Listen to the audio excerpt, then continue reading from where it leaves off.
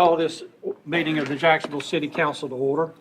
We got a packed house in here tonight, and we'll welcome everyone who's come to the meeting tonight, and also those that will be viewing the meeting on G10 television.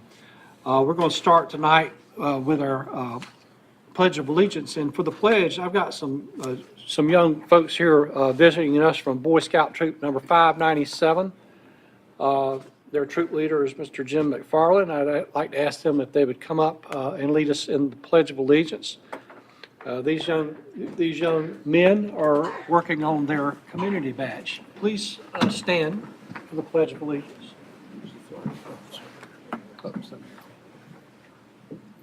Salute. I pledge allegiance to the flag of the United States of America and to the republic for which it stands, one nation, under God, indivisible, with liberty and justice for all. Mr. Carter, the invocation, please. Heavenly Father, we give thanks. We give thanks for all veterans who have served and sacrificed that we may live in this great country with all the privileges and freedoms that are bestowed upon us daily. We especially give thanks for those who are going to be recognized this evening and for their continued support and work here in this community in service to other veterans and to our city. As we look forward to Thanksgiving Day, we give thanks for all the blessings that you so graciously bestow upon us individually and as the city of Jacksonville. And we pray that you would continue to bless us and that we might continue to prosper individually and as our city of Jacksonville. As always, we ask your guidance and your direction be with our mayor and with our council. All this we ask in your holy name. Amen. Amen. Please be seated. Thank you, gentlemen.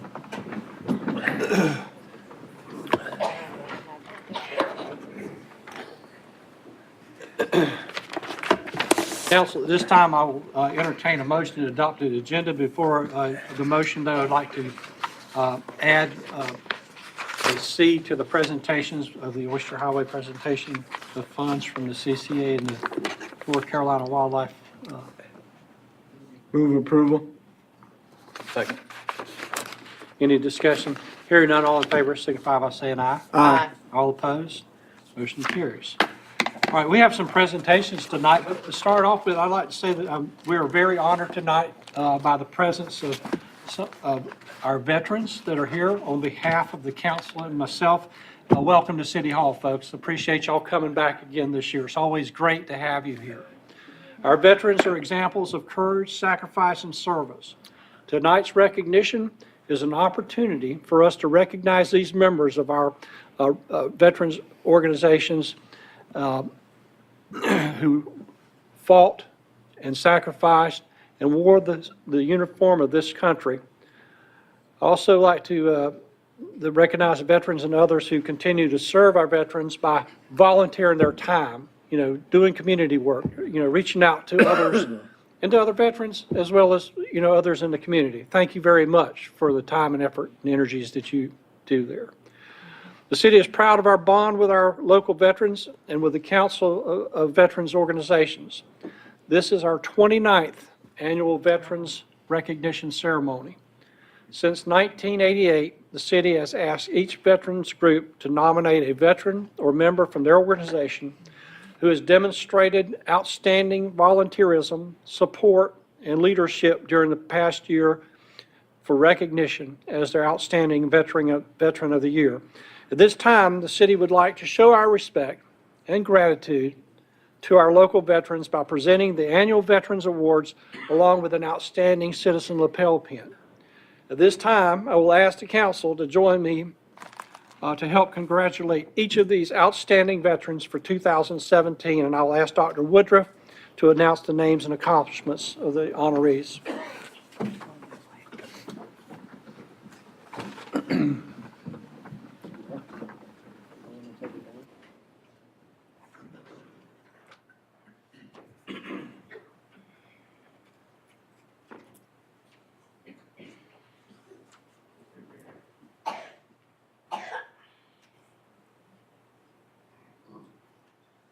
As we begin the ceremony this evening, you will notice that there is a young lady joining Councilmember Washington. This young lady is a National Honor Society student. Talita Stewart, she is a sophomore at Lejeune High School. She is shadowing Councilmember Washington tonight, and we welcome Talita to the ceremony. At this time, before we recognize the first one, I would like to ask everyone in the audience who is a veteran or on active duty in any type of volunteer service with police, fire, would you please stand? If you're a veteran in any capacity.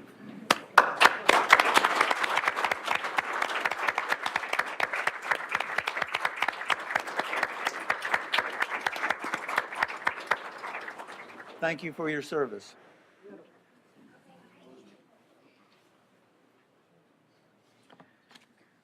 As we begin this evening, we would like to begin with the AMVATS Post 225, Gary Evans. Please come forward and be recognized. Mr. Evans displays great leadership at all levels, and his efforts to assist young Marines and sailors is unlimited. He displays great motivation in every task that comes along. He is professional, he is outstanding, he is an asset to the post. Gary Evans.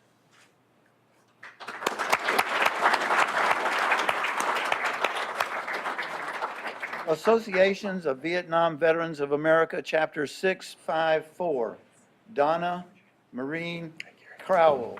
Ms. Crowell is very active in the chapter in every event. She has served as the North Carolina State Council Associate Representative and as the Regional 3 Director. She serves on several committees, has dedicated her heart and soul to the Vietnam Veterans of America. Mrs. Crowell.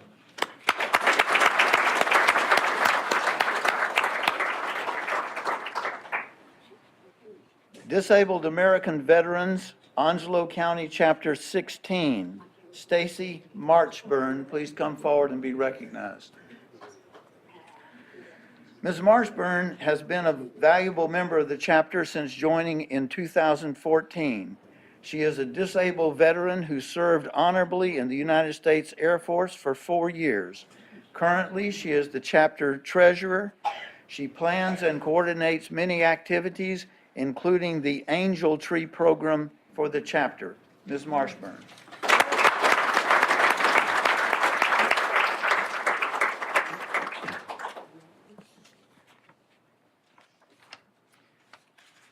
Carolyn Martin, Member of the Year. Carolyn, come forward. Ms. Martin has been a member of the chapter for more than 2 years. She has been steadfast and loyal in her support to the Disabled Veterans Auxiliary. Ms. Martin plays bingo with the veterans at the VA hospital. It is said she's figured out 4 different ways to spell bingo. The key is that every time she wins. She has also baked cookies and cakes, and she has raffled them off. She supports the DAV Auxiliary Scholarship Program. Ms. Martin.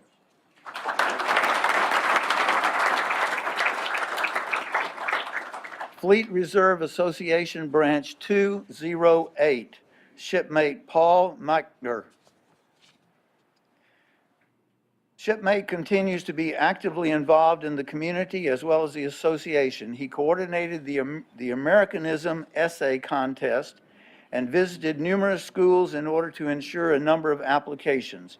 He is active member in all these veterans organizations. Please recognize Shipmate Methker.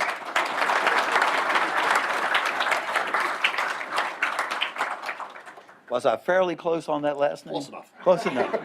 Thank you very much. Loyal escorts of the Green Garter, Women's Marine Association Tar Heel Chapter NC-1. Louis J. Allers de Jesus. He is an active volunteer, is a member of several veterans organizations, as you'll see later tonight, because we will be calling him up for several awards. His enthusiastic support of area veterans and deployed service members is the epitome of service to our veterans. Mr. De Jesus.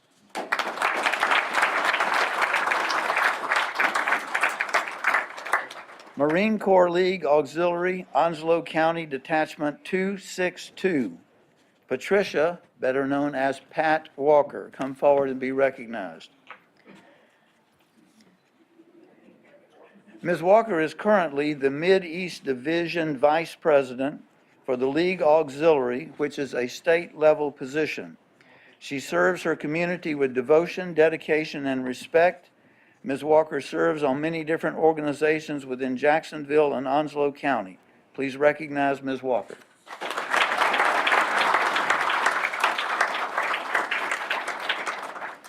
Marine Corps League, Swansboro Detachment 1407, Donald Broussard. Come forward and be recognized.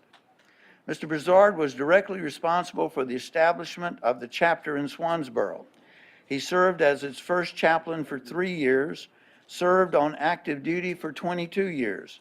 He has been described as the driving force behind many fundraisers which have benefited Marines, chaplains, corpsmen, and their family. Please recognize Mr. Broussard.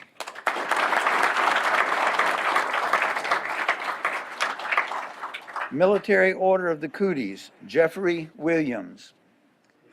Mr. Williams is at every event, always willing to step up and pitch in. He is eager, dedicated, and committed. No matter what the event, he is present, ready, and focused. The Military Order of the Cooties is honored to have him as a member. Please recognize Mr. Williams.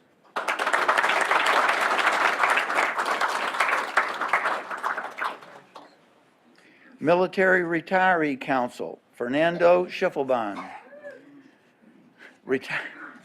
Retired Marine Master Sergeant Schiffelbein currently serves as the Operations Specialist at Marine Corps Base Camp Lejeune. He is a member of the Regiment of Retired Marines Hall of Fame, the Beirut Memorial Advisory Board, and a member of Rolling Thunder. His motorcycle is outside after this event for rides. Please recognize Fernando.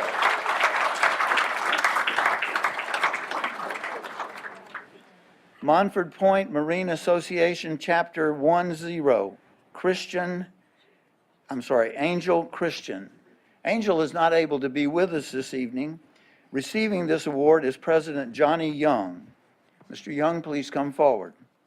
Mr. Christian is a lifetime member of the Montford Point Marine Association, Chapter 10.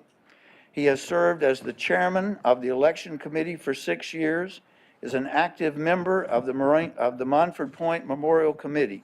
He is an inspiration to the organization and sets the example for all. Please recognize Mr. Young in the absence of Mr. Christian.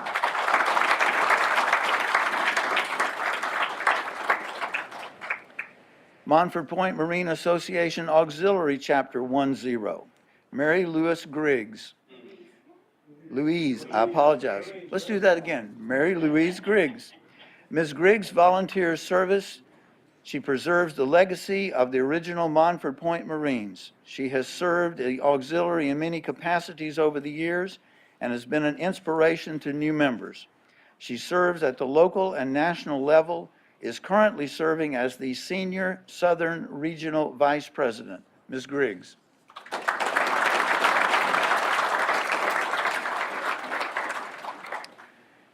NAMVETS Marine Chapter 0054, John Roberson. Mr. Robinson, my apology. Mr. Robinson served in the United States Marine Corps for 27 years, serving also his wife and family superbly during that time. He has served the NAMVETS for 9 years and is serving on the fundraising team and is the membership recruiter. Please recognize Mr. Robinson.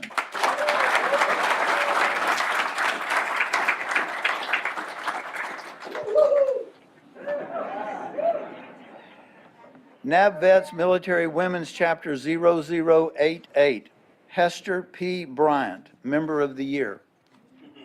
Ms. Bryant is a vital link in bridging the gap to veterans and the community. Her ability to forecast, plan, coordinate events has resulted in great success for the chapter. Please recognize Ms. Bryant.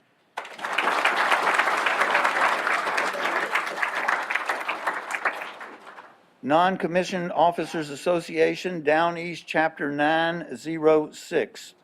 Gunny Sergeant, retired, Louis J. Alders de Jesus. Now, really, there aren't twins. This is actually the same person, so. A member since 2014, Gunny Sergeant is currently serving as the trustee. He has volunteered over 150 hours this year. He is involved in all chapter functions and was the NCOA representative at two local flag award presentations. Gunny Sergeant de Jesus.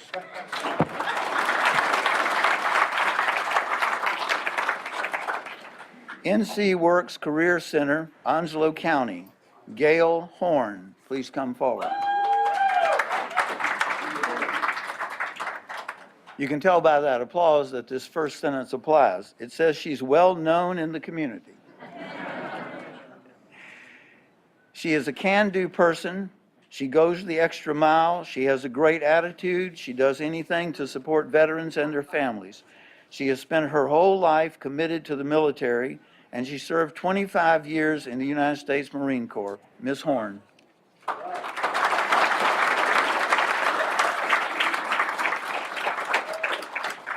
Rolling Thunder Incorporated, Chapter NC-5, Charles Chuck Carr. Please come forward. Mr. Carr currently serves as a member of the chapter board of directors. He is the epitome of volunteerism, being the first to step up on any assignment. He works hard educating the public regarding prisoner of war and missing in action issues. Mr. Carr is retired from the United States Army. Please recognize Mr. Carr.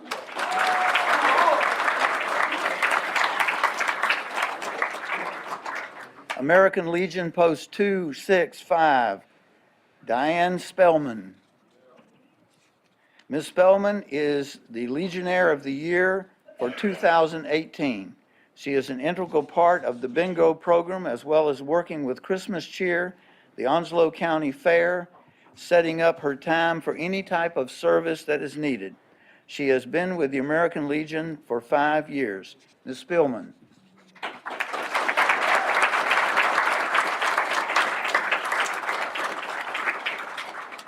The Captain John C. Carr Veteran Resource Center, Gary Evans. Mr. Evans is a very dependable, reliable member of the Resource Center. His focus is let us do better in helping our veterans. His inspiration has earned great honor to himself and the entire community. He is a leader who sets by example of doing. Mr. Evans.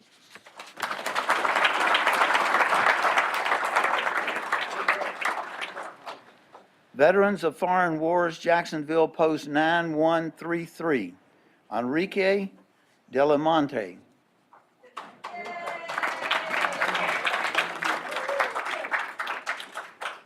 Enrique has given his time freely to veterans in need throughout the year. He has volunteered to help educate and assist veterans in our community, is the post recruiter and the state recruiter for North Carolina. He devotes countless hours making sure veterans are aware of how the VFW can assist them. Mr. Delamonte.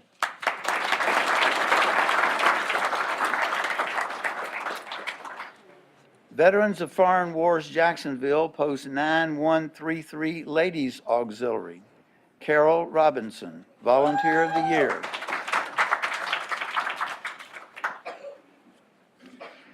Carol is an outstanding volunteer, as well as giving tirelessly of herself to further the mission of the auxiliary.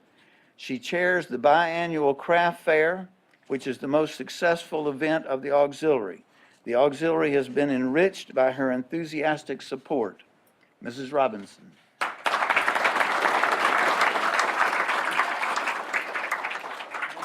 Veterans of Foreign War, Jacksonville, Post 9133, Military Order of the Cootie Auxiliary.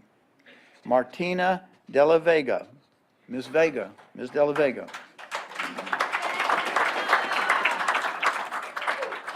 Ms. de La Vega currently serves as the secretary to the auxiliary.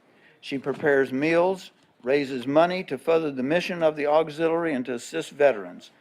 Her support throughout the years has contributed to the overall success of the auxiliary. Ms. De La Vega.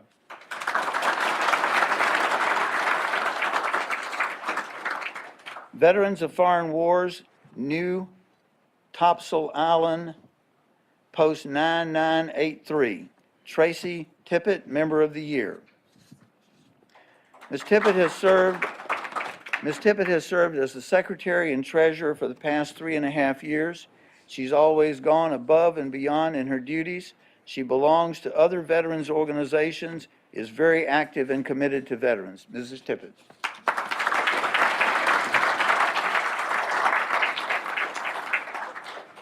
Vietnam Veterans of America, John Panarisi, Chapter 654, Michael Carr. President Carr participates in the planning and working of every event of the chapter.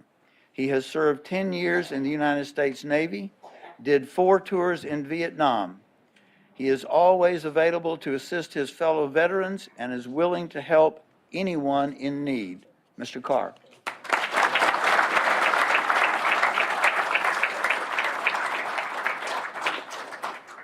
Women Marine Association, Tar Heel Chapter NC-1, Lisa Potts.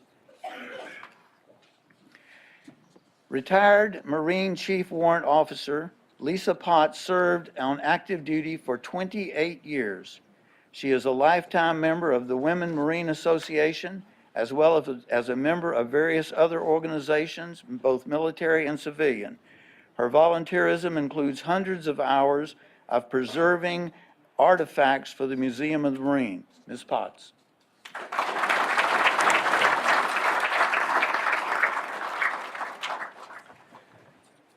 Wounded Warrior Battalion East, Craig E. Stevens. Mr. Stevens served 30 years in the United States Marine Corps. He is currently providing support to our wounded, ill, and injured Marines and their family. He recently received a Navy Career Service Award from the Secretary of the Navy for completing 40 years of federal service. Mr. Stevens.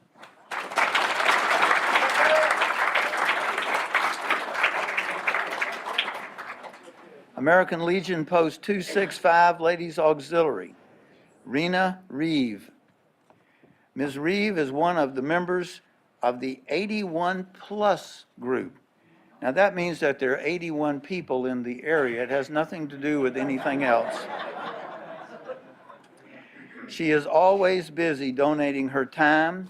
She has great cooking skills. She hands out poppies at parades and other events. Please recognize Ms. Reeve.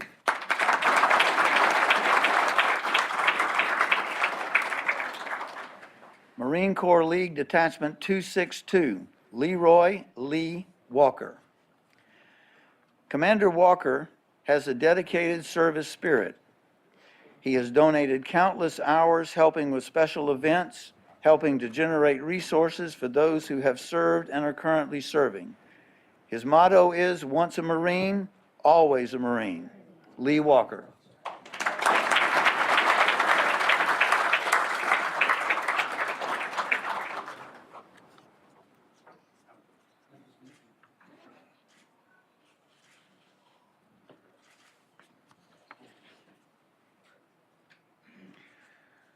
Every year, the city of Jacksonville is honored to have a liaison between the veterans community and the mayor and council and the city government.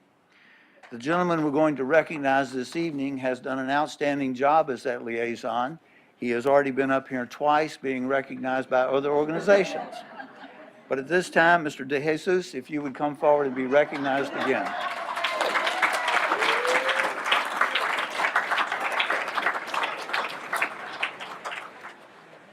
As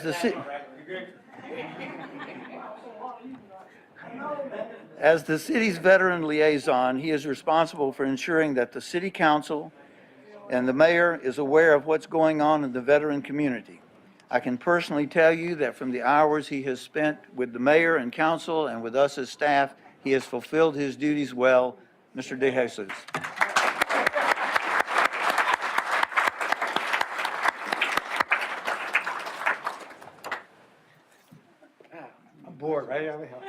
At this point, Mr. De Jesus is going to give a speech about how you can get 3 awards in one evening. It's called service. On behalf of the mayor and council, we would like to again congratulate all of those who've been honored this evening. Many of you have received this same award from your chapters in the past. So at this moment, if you have received a similar award from your chapter in the past, would you please stand?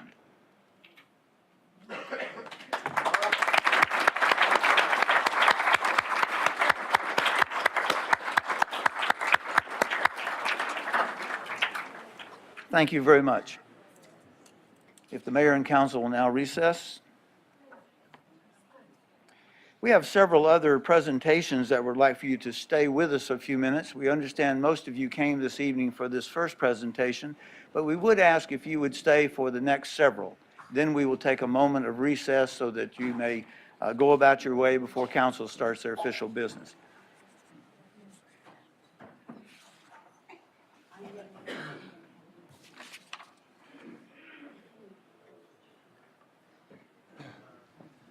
At this time, I'd like to make a presentation on behalf for the National Hospice Palliative Care Month. I'd like to ask Talisa McCall, the Onslow County Community Outreach Coordinator. Are you here tonight?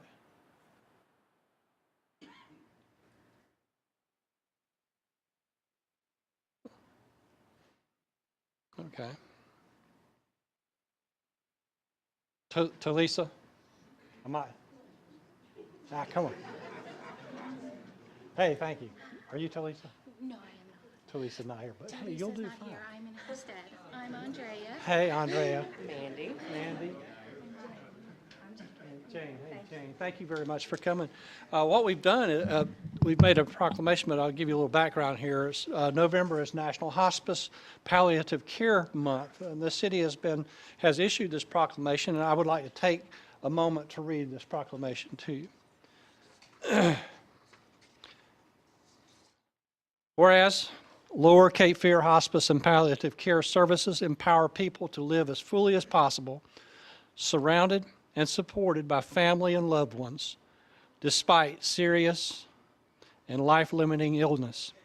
And whereas Lower Cape Fear Hospice and Palliative Care bring patients and family caregivers the highest quality care delivered by an interdisciplinary team of skilled professionals that include physicians, nurses, social workers, therapists, counselors, health aides, spiritual care providers, volunteers, and others who make the wishes of each patient and family a priority. And whereas through pain management and symptom control, caregiver training and assistance, and emotional and spiritual support, allowing patients to live fully and make more meaningful moments until the end, surrounded and supported by the faces of loved ones, friends, and committed caregivers. And whereas Lower Cape Fear Hospice has served over 6,000 patients in 6 North Carolina counties, including Onslow County and the city of Jacksonville. And whereas over 500 trained volunteers contribute 33,000 hours of service to hospice programs last year, saving the community over $796,000 in sweat equity dollars.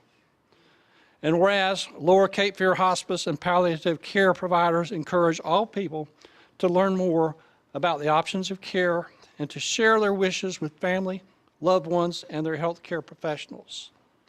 Now, therefore, I, Sammy Phillips, the mayor of the city of Jacksonville, do hereby proudly proclaim November 2017 as National Hospice Palliative Care Month in the city of Jacksonville, and I encourage all citizens to increase their understanding and their awareness of care at the end of life, and to observe this month with appropriate activities and programs. And ladies, I certainly do want to thank you very much for what you do. You have a tough job, and I appreciate the fact that you are there for our citizens. Thank you. Would you like to speak?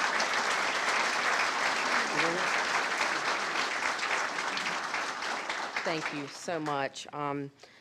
Our goal at Lower Cape Fear Hospice is to help people understand that every moment in life matters. We strive to provide the highest level of care and comfort to patients with life-limiting illnesses, support and counseling to families, and education to the community. We provide hospice services for people with a life expectancy of 6 months or less, palliative care to assist with symptom management and goals of care for people of any age and any stage of chronic illness, and both individual and group grief counseling to children and adults who have experienced a loss. Thank you so much for this proclamation. We appreciate it.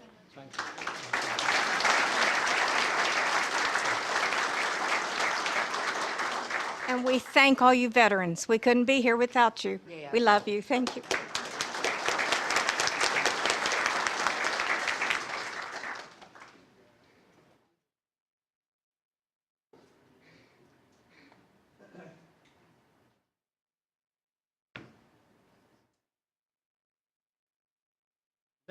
The next presentation tonight is I'm going to ask Pat Donovan Potts, our stormwater manager, Mr. Rocky Carter from Spawnsboro, and Mr. Eddie Bridges, founder of the North Carolina Wildlife Habitat Foundation, Mr. David Snead, Mr. Rocky Carter, and Mr.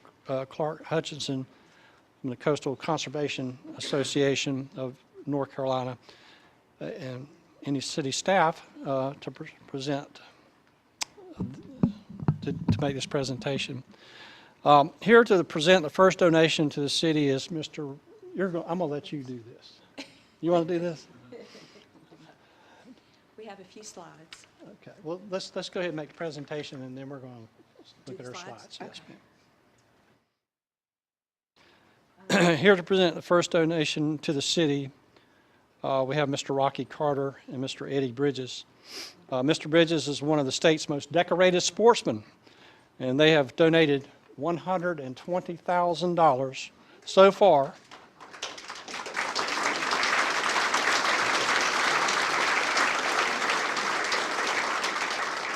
And this was matching $100,000 from our state senator, our state Senate bill from Senator Harry Brown, and another $10,000 donated by Senator Ned Harris. And we certainly do appreciate your concern for the habitat. We want, we've worked hard. The city of Jacksonville and a lot of our partners have worked hard to bring that river to life, back to life, shall we say. But we want to carry it that step further to ensure its perpetuity, for the people that are going to come behind us. But thank you so much. Thank you. I appreciate your We have been very, generosity. very impressed with Pat's vision since we first heard it last February. We have embraced that as our major project, and we have identified about $1 million in possible contributions to it, and we will continue to pursue that vigorously. Thank you so much. Thank you. Thank you.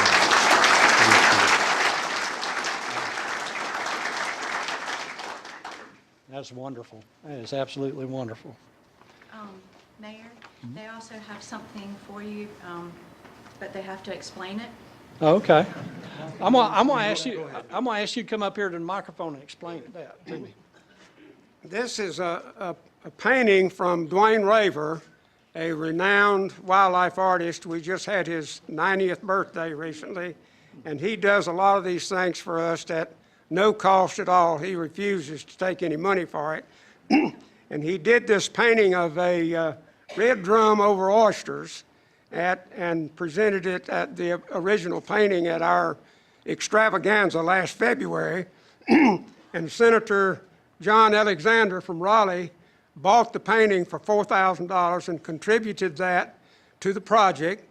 And now Dwayne has had prints and note cards made from the painting, and we expect to raise another $50,000 for the Oyster project here on the New River from those paintings and those note cards, and from a calendar that our friend Bob Timberlake from Lexington has produced.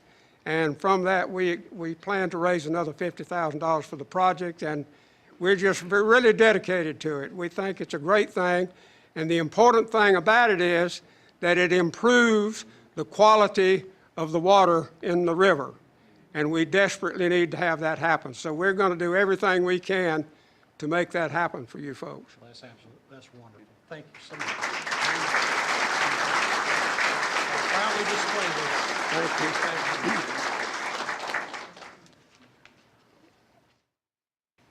I'll let you hold that there. Okay.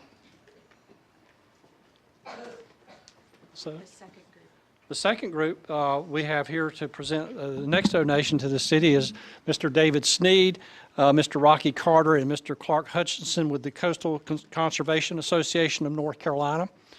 And the Coastal Conservation Association has contributed $50,000 of Oyster Highway project money from the Eddie Smith family. Pardon me. We also have Billy Bird, Oh, who okay. else? And Jeff Allen. If you guys will join us too, please. Thanks. Did I- That's great. Appreciate you doing And that. Hodge, Jordan, if you could please join us up front, please. These are your board members. Yep. I'm going to let David explain. Sure. So I'm David Snead. I'm the Executive Director for the Coastal Conservation Association in North Carolina. We have several members of our board here, plus our Regional Director, Clark Hutchinson, for this area.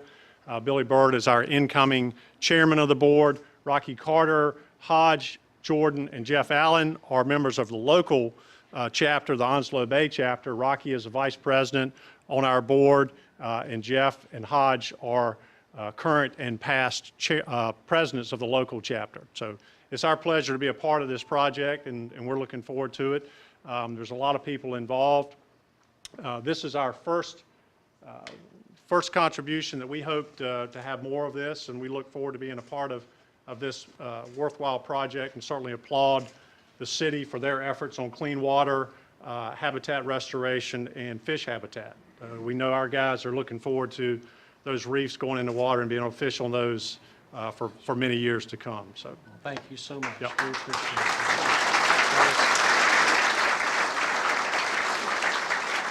It's wonderful what you're doing. yeah, thank you. Thank you so much. Thank you very much. Thank you. Thank you. Yes, sir.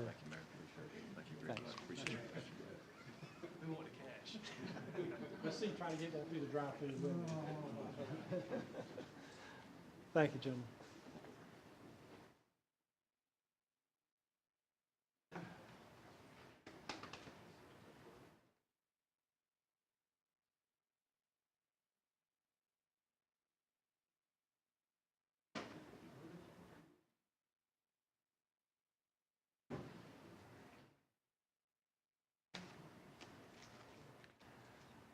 There is an add-on presentation I want to bring forward here tonight. Tonight we come together to honor a gentleman who has done much for the city of Jacksonville and has been a joy to work with on the city council, Mr. Jerome Willingham.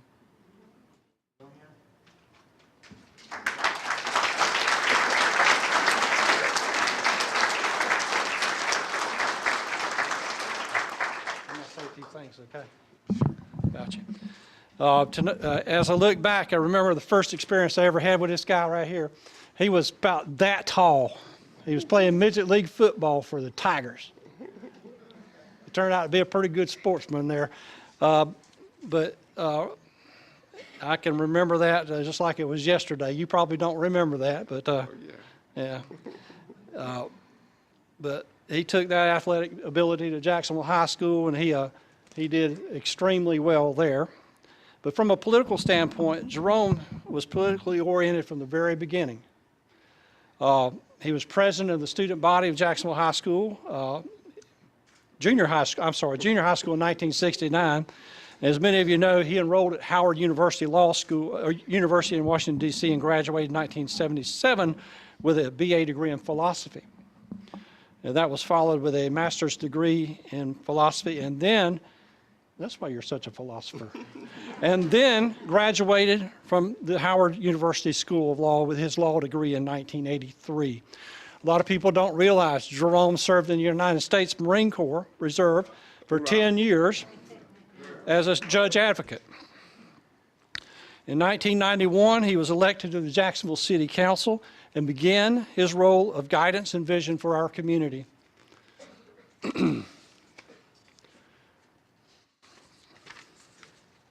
Here, I'm going to read it. We had to write this down because I would never remember it. Here are just some of the few his accomplishments while serving as a member of the Jacksonville City Council. I'm going to read these off. One of the things that I can say that he's responsible for is getting it going as far as televising these city council meetings and workshops. He was very instrumental in that.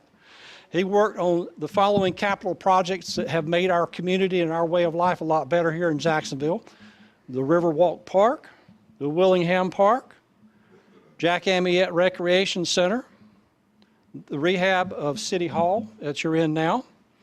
Most people don't remember, this used to be a bank and a Belk store. Yep. The Center for Public Safety, when you come into Jacksonville on 17 over the bridge, over that beautiful bridge that we were also responsible for making sure it looked nice and not the typical DOT bridge. He was involved in that. Fire Station number 4, Fire Station number 2, the public-private housing projects in downtown. My goodness gracious, what a wonderful job you've done down there during your tenure here on council as far as getting rid of a lot of the blight and making it and replacing it with some wonderful, beautiful, livable homes, affordable livable homes.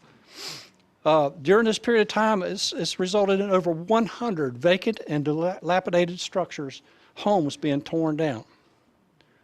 He's been a person who has had a vision of redevelopment of our downtown area. He's had a passion for progress. He's represented the city at the National League of Cities. He's been involved with the North Carolina League of Municipalities, being involved in those programs through them, and also, and city staff feels he has been very supportive and also concerned for their welfare. And that says a lot for a council member sometimes, yes. He's not only my friend, but he has always been a colleague and a confidant. I've really enjoyed the time that I have spent here on the council with you. We've had our ups and downs and backs and forths, but for the most part, I think we've seen eye to eye on a lot of things. I salute him for his service. He's done a great job for this city. And I would be remiss if I didn't get him here tonight to be able to tell him that to his face, that he's done a wonderful job for the city of Jacksonville.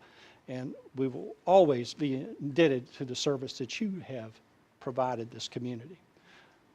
Thank you so much. Thank you very much. We have a little video.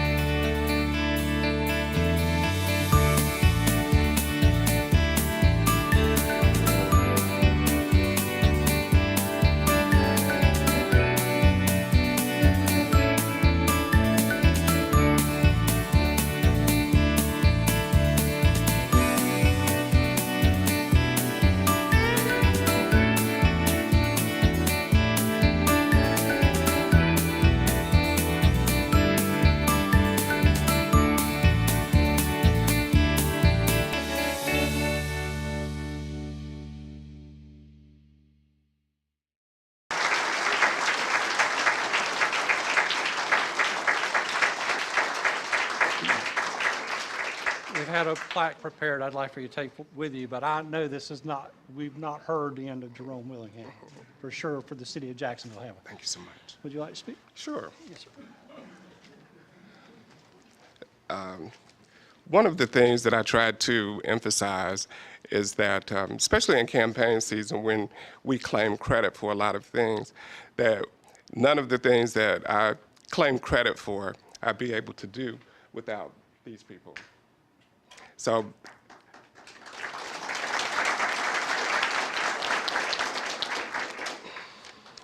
I'm sorry that Mr.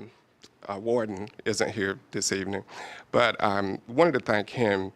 I always enjoy when he closes for the evening, when he comments about just being glad to serve. He kind of touches people with that, and it's so genuine. And so I thank him for his service.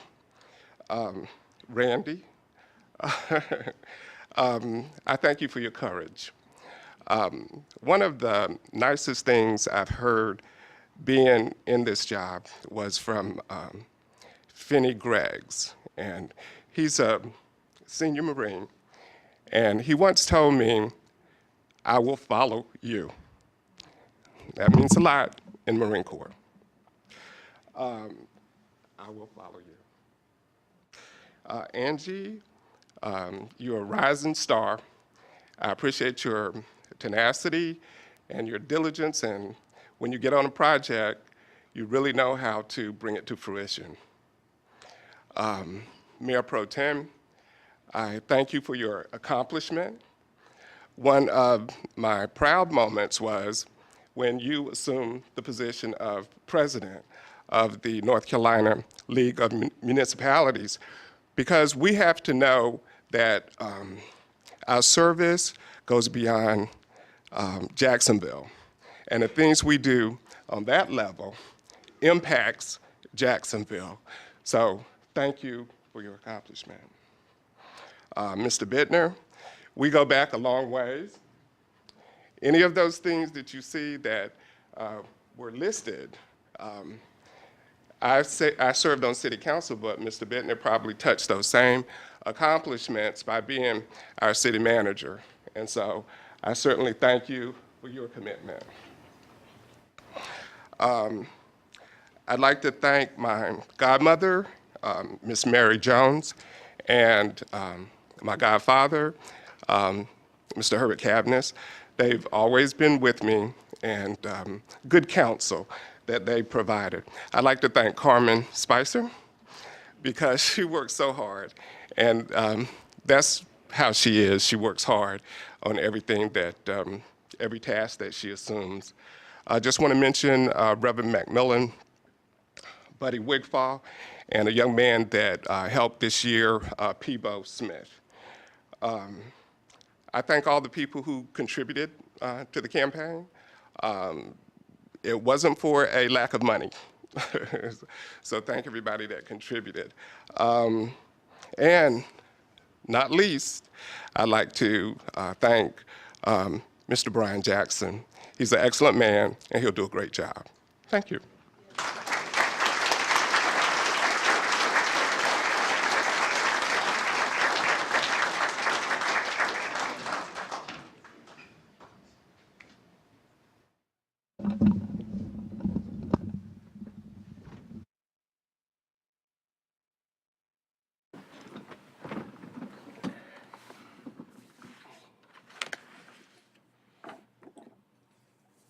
Okay. We're going to go ahead with the first section of public comment while I have a captured audience here in the room. Is there anyone signed up for public comment?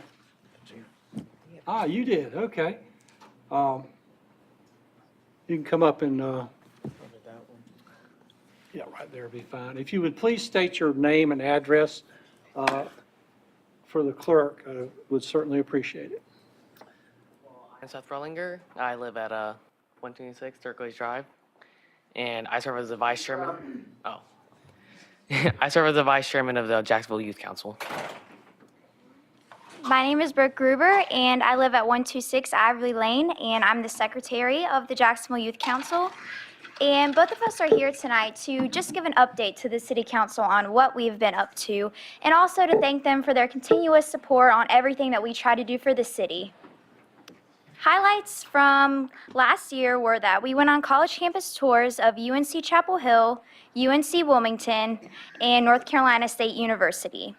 We also had the pleasure of hosting Congressman Walter B. Jones at our town hall meeting at the Youth Center. And we've also partnered with Marine Corps Community Services and hosted a teen job volunteer fair. Next, I would like to talk about Harmony. Harmony stands for Helping All Reach More Through New Youth Givers, and we focus on giving youth-led organizations grants. Last year, we had a total of $3,000 to give away, which was received by White Oak High School, Northwoods Park Middle School, Northside High School, Aspire Reaching Beyond, Union Missionary Baptist Church, Youth Department.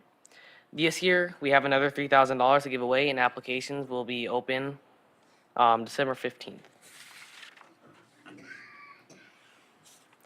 And we also would like to tell you to save the date for our 2018 Youth Summit, which is February 17th. We are focusing on bullying, teen suicide prevention, self-esteem, and turning your passion into your purpose as a leader.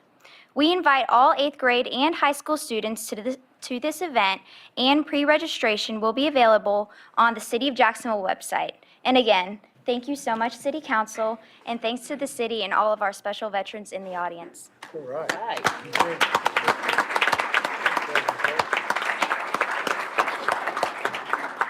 Thank you very much. So at this time, before I proceed any further, we're going to take just a real brief intermission here and allow you the opportunity. I know some of you just came for the presentation, so I'm not going to keep you here needlessly. So if you're welcome to stay, but right now is a good time to make a run for it.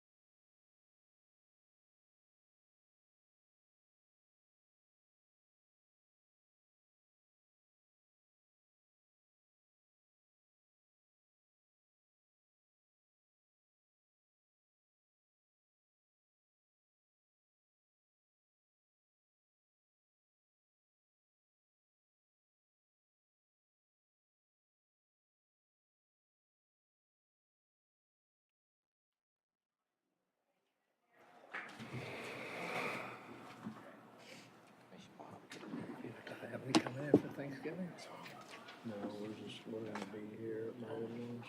I'm over in the in-laws, and relax, and that'll be a whole lot. All right, we're gonna go ahead and go back in session. Thank you to all those that have stuck around here. We're gonna move through this, rest of the agenda here. The first item here, we have some minutes for approval. This is the November 8th workshop, and we also have 8 consent items. At this time, I would entertain a motion to...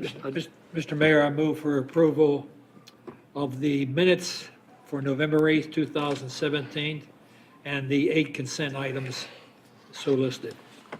Okay. Second. Have a motion and a second, or is there any other discussion? Hearing none, all in favor signify by saying aye. Aye. All opposed? Okay. That takes us to agenda item number 9 for the evening. And this will be a public hearing on the Unified Development Ordinance text amendment.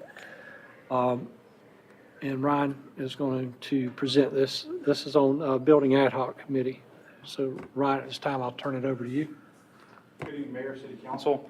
Item 9 before you this evening is a public hearing for a proposed Unified Development Ordinance text amendment. These text amendments, or the text amendments included, are a result of several different items. The first one being the 2017 Building Ad Hoc meetings that staff met with the Building Ad Hoc Committee, and then we reported the findings to City Council back on the 22nd of September. And we've basically now revised the Unified Development Ordinance to reflect the changes that we shared with Council. And as you may recall, back in May, you authorized the city manager to develop this committee, which we did. We had open discussions with the building committee. We identified barriers to residential single-family development here in the city of Jacksonville. And we looked at both the UDO and the MSSDs. And 10 items were identified, which we reported to City Council. And now, this last bullet here, the further council action required, will tonight address 3 of the 10 items. The first one you actually just did through your consent agenda with the fee schedule amendment. And then this will be the second item, the second and third, pertaining to the Unified Development Ordinance amendments. The first one, if you recall, item 7 was a discussion on not withholding or not holding letter of credit amounts through the warranty period. And the city has revised the code, not only because the Building Ad Hoc Committee made the recommendation, but the North Carolina General Statutes changed that no longer allows us to do this anyways. So regardless of the Building Ad Hoc Committee meeting, we had to make the change to the code. In addition, we already were not enforcing this piece because it wasn't legal to do so. So this cleans up the Unified Development Ordinance language and also addresses a concern that they already had pertaining to not holding funds through the warranty period. The next item was dealing with item 10, which was a reduction to the exposed foundation in single-family zoning districts outside of the downtown residential district. So there's one minor change that deals with how that standard is applied. Instead of 12 inches, it will now be 8 inches. It will remain 18 inches in the downtown area.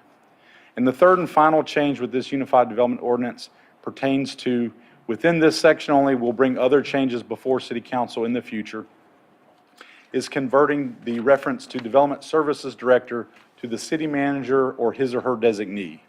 And that just allows the city manager to appoint whoever on staff needs to sign off or approve items, and it doesn't really, if there's a reorganizational type change, it's the city manager or his or her designee. We will have other text amendments that we bring forward in the future that will have further adjustments throughout the Unified Development Ordinance for that same item. This was just focused on these 2 sections in Article 5. So that's a synopsis of the 3 items that we're proposing to amend as far as the Unified Development Ordinance. I'll be happy to answer any questions that the mayor or city council may have at this time. Any questions of Ryan? No. All right. This time, I'm going to recess the regular meeting and open the public hearing in this matter. Is there anyone present who wishes to speak to this matter? Okay. Hearing no one, I'm going to close the public hearing. Council, you're being asked to consider the Unified Development Ordinance text amendment. Mayor Phillips, I move that we approve the UDO text amendment found in attachment A as proposed. Second. Okay. I have a motion and a second. Is there any other discussion? Yeah, Mr. Mayor, I'd like to just point Okay. out that sometimes government is criticized for not involving the people who are affected with drafting rules and regulations. In this case, the manager and his staff went to the people affected by these building regulations and listened to them and drafted changes to make it easier for them to ply their trade. And I applaud this grassroots democracy. Thank you, Mr. Bittner. All right, is there any other comments? Hearing none, all in favor signify by saying aye. Aye. All opposed. That brings us to agenda item number 10. This is a map amendment for rezoning from residential single-family 7 to conditional office and institutional. This is Brookwood Baptist Church located at 903 Henderson Drive. At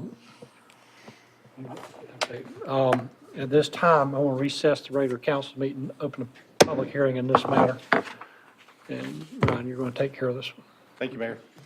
So tonight before you, item 10, you have a rezoning request that has been submitted to the city of Jacksonville for Brookwood Baptist Church, which is a request for 7 parcels totaling 5.92 acres located at 903 Henderson Drive. It's at the corner of Henderson and Doris, identified on the vicinity map here in the red. So the church reached out to city staff and had some discussions about the fact that the church was non-conforming due to the fact that it didn't have a special use permit and because the daycare had shut down. So they were looking to see what type of options could go in that building. Staff met with them on site to kind of talk about the rezoning process and also building code requirements. And as a result, they sought the services of a local surveying company to turn in a rezoning request, which they did originally as office and institutional. Office and institutional would have been applied throughout this whole entire parcel, if approved, which also would have included all of the uses within the office and institutional zoning district. The church, at their own, staff suggested, and they felt like it was necessary, they decided to hold a neighborhood meeting, which they did, staff attended. And they've met, at that meeting, they got feedback from the neighborhood, and I believe that they've had additional meetings with some representatives of the neighborhood to talk about the process of maybe not just office and institutional with all of the land uses that would be allowed under a traditional zoning district, but to limit the number of uses through the conditional rezoning process. The long-range CAMA plan identifies this parcel, as you can see here, all the parcels except for one, which is this one here. It identifies the long-range plans for an institutional type zoning classification. So the CAMA plan would support a rezoning to office and institutional as the church is requesting. That being said, this is what it would look like if the rezoning goes through. As you will see, it would mirror what's already across the street, across Henderson Drive, which is also zoned office and institutional. As a result of that meeting, the neighborhood meeting and discussions with neighborhood members and also with staff, the applicant has revised their application. They did this before it went to planning board to that conditional office and institutional zoning. And they have trimmed the use or the uses that would be allowed to just those that you see on the screen. So if council approves this rezoning tonight, this is all that could go there. So they have substantially limited the number of uses that would be able to go there if council decides to approve this rezoning request.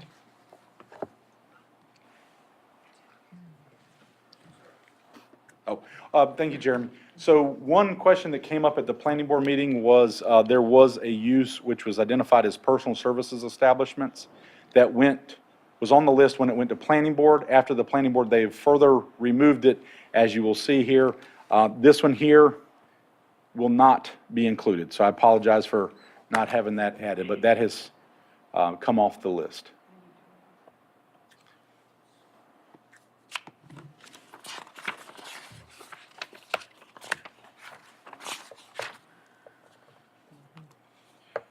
If you'll look in attachment B, those list of uses are also identified on the ordinance that will go into the ordinance book. And I'm also being told that the utilities would also come off the list.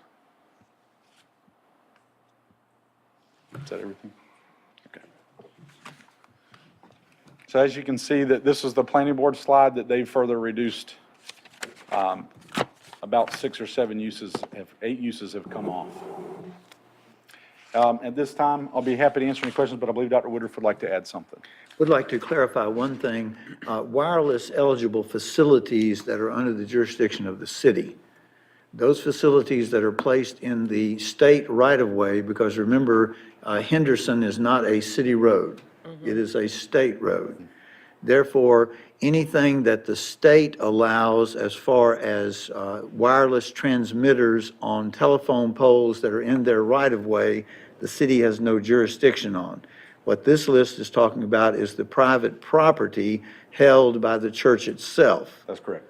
But again, I can tell you, springing up all over town are a number of interesting wireless facilities that we have no jurisdiction over because they're in the DOT right-of-way.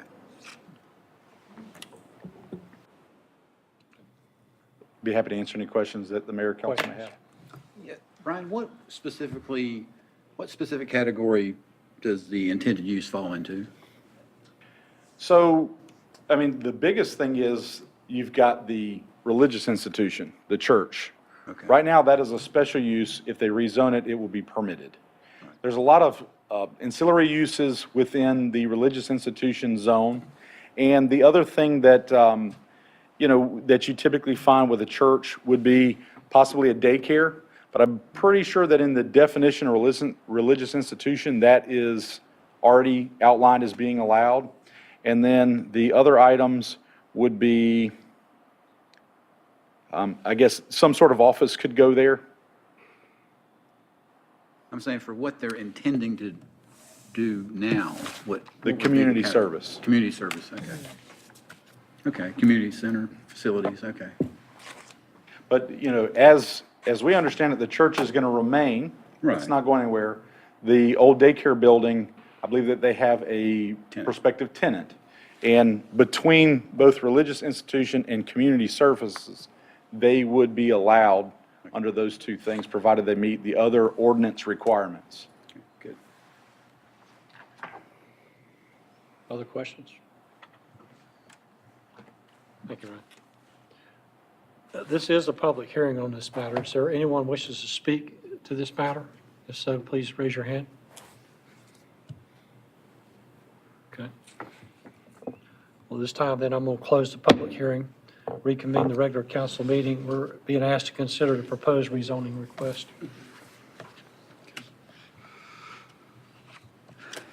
Mayor Phillips, I'll make the motion to recommend approval of the rezoning request according to the valuation found in the staff report of findings of fact A through J being in the affirmative. Rezoning advances the public interest by making existing non-conforming use conforming and aligning with the zoning with the future land use map. Second. We have a motion and a second. Is there any further discussion? I'd just like to say that we have had a lot of feedback on this, I think mostly because of people getting the wrong end of the stick as far as getting the initial impression of what may be going on there. I know I personally serve a lot of the adjacent homeowners there, and I know they were concerned initially, but I think the meeting they had was well received, and knowing the people involved, I know that it'll be a good thing overall. We believe that. With that, any other comments? Okay, all those in favor signify by saying aye. Aye. All opposed? Brings us to our last section for public comment for the evening. Did someone come in that wishes to speak? Yes, sir. If you would please approach the microphone on this one. And if you would please state your name and your address for the clerk. Thank you. My name is Lawrence Ruff. I reside at 215 Williamsburg Parkway. My question is, or comment is, I heard there was a diversity investigation done. Is there any way I can get a copy of that report? Yes, sir, if you'll contact the city clerk, we can City name the clerk? address afterwards. We'll get it. Okay, thank you so much. Thank you. Thank you. Okay. Anybody else? All right. We'll go now to the reports, and Mr. Thomas. Just want to report how sad I am. That my buddy's going to be not here next time, but it's been a good 10 years. Won't know how to act without you, but I guess you've taught me well enough I can figure it out. Thank you, Jerome. Councilmember Washington. First, I would like to say, Mayor Phillips, I had the opportunity to represent the city last Saturday at the USO Veterans Ceremony, and that event was sponsored by Sam's Club, and it was a very well-attended recognition gathering, and I really enjoyed myself and representing the city of Jacksonville. To my colleague, to my very right, I'm trying to hold back the tears because I'm just emotional. And I remember 6 years ago when I was elected to city council, how you stood there in my corner. And it's just emotional that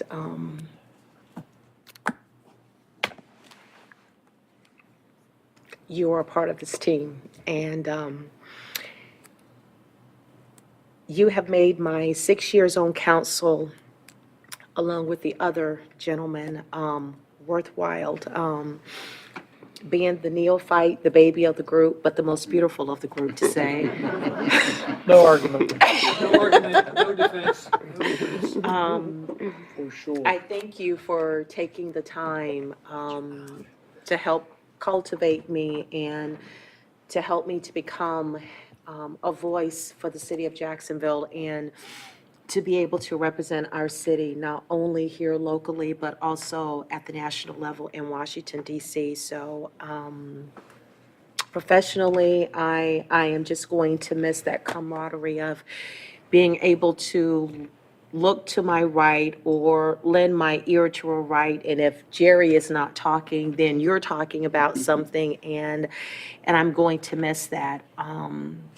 On a personal level, you know, you grew up with my brothers and graduated high school with my brothers, and so, and you're my church member, so, so God is good, isn't he?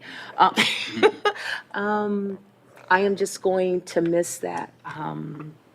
But thank you for your service to this country, as a Marine, but also as a private citizen, and your services is going to be missed, so thank you. Thank you. Mayor Pro Tem Lazar. Thank you, Mayor. I had the honor of attending a ribbon cutting for the new AT&T building on Western Boulevard. It's their new state-of-the-art 6,000 square foot facility that I encourage everyone to take some time and go visit. It's very neat. Also to honor their contribution to Sturgeon City for $1,000 towards the program. So that was a very nice event.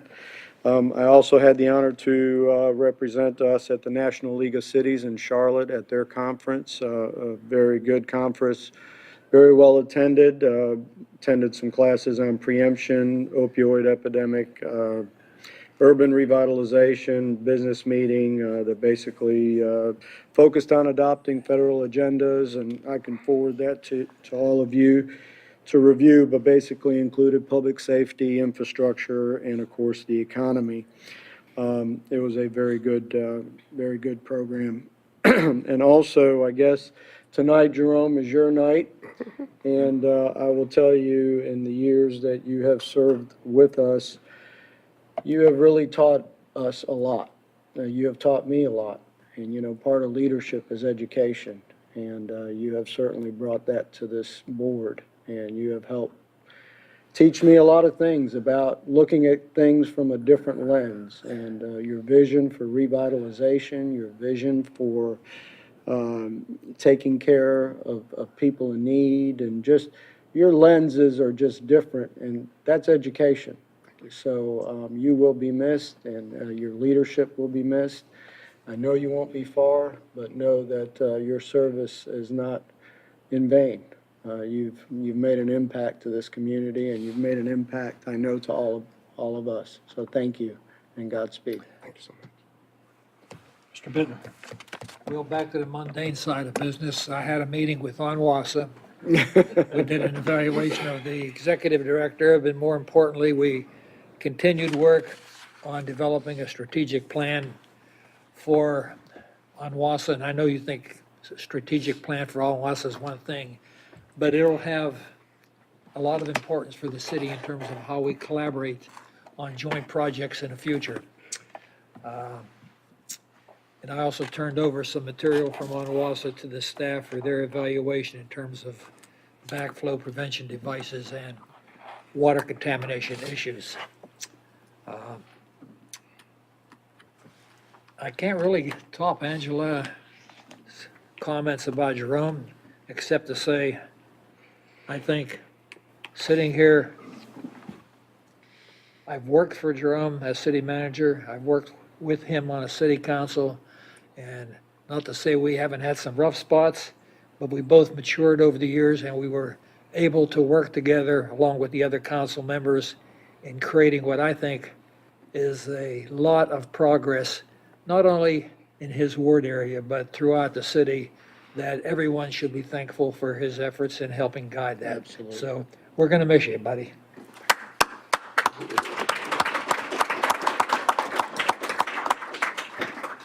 Mr. Willingham. Well, thank you. I'm going to miss each and every one of you. I thank you so much for the kind comments. And to the mayor, our team leader, I can't say enough about your diplomacy and your ability to bring harmony out of all these different voices. So thank you so much for that. And it's obvious your talent and ability to relate to people as the citizens keep putting their confidence in you as our leader. Dr. Woodruff, thank you so much for how you've taken the reins of this city and provided a leadership that has been indispensable in the sense of I don't think we would be in the place that we are if it had not been for your leadership. So thank you very much for that. And Mr. Carter, that steady quality of performance in giving us the legal services that keep us in the right lane. Thank you for being our first full-time attorney, and thank you for staying with us. The staff, can't say enough about the staff. The media department, time and time again, they keep coming up with impressive videos to help us emphasize the points that we're trying to make, and thank them for tonight. But that's typical of our departments and the treatment that I've received from our department. So thank everybody. I appreciate it. I'll miss you all. You will be missed. My only report is, again, I can echo, what I said in the words I spoke out there about Mr. Willingham. Again, I'm going to miss having you there every other Tuesday to break bread with you, like we've been doing for 10 years now. Yep. Ham sandwiches and, thanks a lot for all you've done. Thank you so much. Appreciate it. I want to wish everybody a happy Thanksgiving, and that's all my report. Now I will go to Dr. Wood. Today is, of course, the Tuesday before Thanksgiving. We'd like to remind everyone to make sure that they put their garbage cans out tonight. If your service is normally Thursday or Friday, it will be picked up tomorrow. There'll be no horticultural pickup this week. Also, we would like to mention just a moment that while all of City Hall will continue to be closed and the other city services, emergency services will continue with police and fire. From a celebration standpoint, on December the 2nd, which is roughly 10 days away, we will be having the Winterfest down at Riverwalk Park. The Parks and Recreation folks have been actively decorating trees. Mr. Willingham, when you go home tonight, I think you're going to be surprised at the colors that we picked for the trees this year instead of white. Being patriotic, we have done red, white, and blue. So we hope everyone will come out for the Winterfest activities. On a personal note, I can look back at the first time I ever met Mr. Willingham, and he asked me, "Do you polish your shoes every day?" And I told him, "Yes, I do." And that's what has kept us in a great relationship from the beginning. When you look back at the 100 houses that the city has torn down, the very first one, Mr. Willingham, was where? Spargo. Mr. Willingham told me, he said, "This house has been boarded up for over 20 years. It is time that this city says goodbye to slum and blight." I commend you. Thank you. Well done. On the One City moment, we have several things we'd like to point out in the One City, and let's start off with Stop the Bleed. Glenn, I think you have some pictures of this. Several weeks ago, the mayor hosted a meeting in his office with the people who are the command staff at the Naval Hospital. And they offered to bring out into the community a new program that would teach individuals how to stop the bleeding in case of some type of mass casualty. What they said was that your blood goes through your body in 2 to 3 minutes, depending on your heart rate. And that when they've studied mass shootings and other major casualty events like that, over half the people were not killed by the shot. They were killed because no one knew how to stop the bleeding. So we have committed, the mayor committed, and I certainly agreed to it, that we would try to educate all 500 city employees in techniques. And so we had our first 2 classes this past Monday morning. We'll have other classes periodically over the next several weeks and months with the goal of training all of our people the basic techniques on how to stop the bleeding. Glenn is going to make a video of some of this, and we will put it on G10 so that you at home can also have these learning techniques. The second thing we would like to spend a moment on the One City program is the Chamber's Christmas Parade, which was this past Saturday. Fabulous event. You can see here many of your city employees, whether they were Parks and Recreation workers, whether they were members of the transit system or the transportation area, water billing. There's Lee from Water Billing and Finance. We had our mowers out there all decorated. We had our Parks and Recreation folks out. And overall, it was a great way of reminding everybody in this community we are truly one city. Next, we would like to take just a minute to talk, well, now you're going to see some of the video. Now, this particular group came from from New York. These are the Rocketteurs, not the Rockettes, but these are the Rocketteurs doing their Christmas, line dance. So, teach, practice kindness, lend a hand, everything that you and the council mayor are working on to build one city. There you are. Yeah. Oh, look at this messy. Even Ron knows a parade. And you can see the effort. We had the youth council. Here they come up, led by Sonia from our building permitting area. You can see all of the young people from the Jacksonville Youth Council.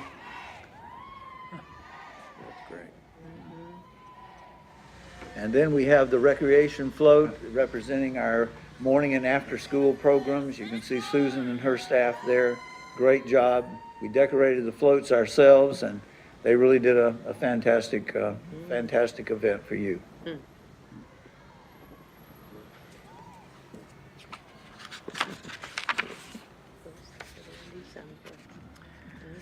Of course, nothing is quite like waving to Santa Claus and Mrs. Claus. That's their son, Junior Claus, driving the fire truck there. So, what a great event. Appreciate the Chamber's leadership on this.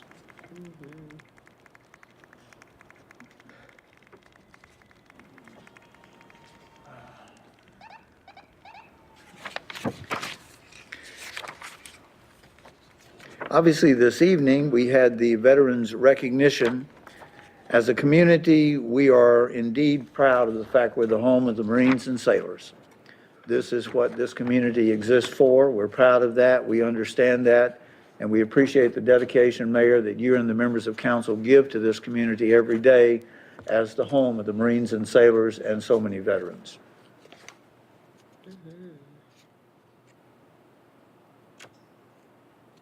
Great crowd.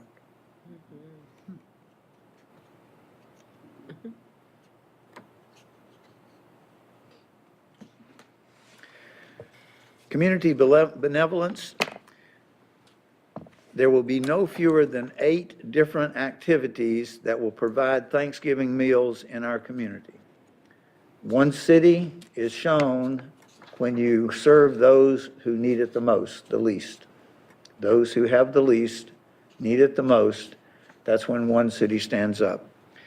From veterans and their families to those in need, our community will demonstrate the one city spirit this coming Thursday. The USO and the Onslow Community Outreach will both have large numbers of persons that they will feed.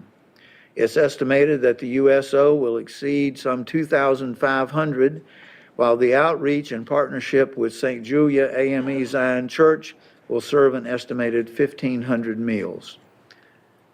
This is indeed one city. Thank you for all you do. Happy Thanksgiving. We appreciate your leadership and progress. Mr. Carter.